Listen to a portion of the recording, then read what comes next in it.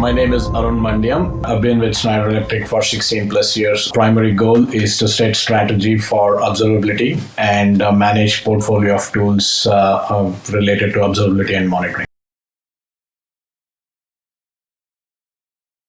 Some of the challenges that we see is unified observability, and everybody gets access to the data, but interpretation of the data, looking at the same metrics, looking at how we are interconnected and what impacts when something else happens, what are the effects of it, what is the downstream effect, what is the upstream effect. But we look at 5-6 different tools, and as we look at it, it becomes a challenge to correlate what you're looking in one tool versus another.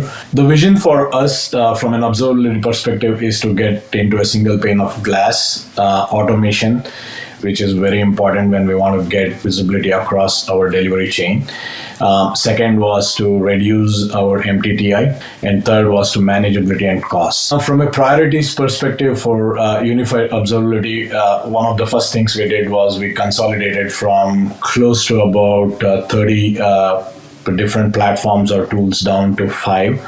And one of the platforms that we did select was LogicMonitor. And the key aspect for us was we were able to onboard network devices, we were able to onboard cloud accounts, we were able to onboard on-prem devices, as well as integration with a lot of our internal tools. Since we deployed LogicMonitor, our MTTI has dropped. Earlier in the earlier platforms, we used to get a lot of false alerts. With LogicMonitor's anomaly detection, we were able to narrow it down to fewer. We were generating something close to about 17,000 tickets. We are down today about to 10,000, which is almost like a 40% reduction in our alerting. We are still making some improvements as the system is learning our environment, and as we move and change our landscape from a traditional on-prem to a cloud environment.